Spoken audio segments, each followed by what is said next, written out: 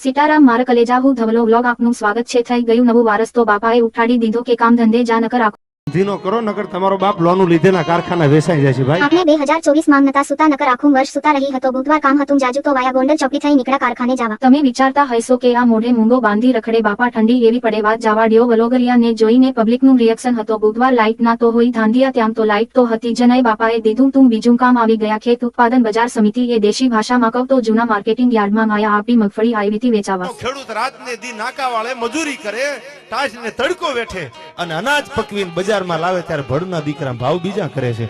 પડી ગઈ સાંજ આપને જવાનું હતું ભવનેથી વસ્ત્રદાન કરવા તો જૂના વસ્ત્રો ભેગા કરી ગરીબોને વસ્ત્રો દાન કરવા નીકળી ગયા।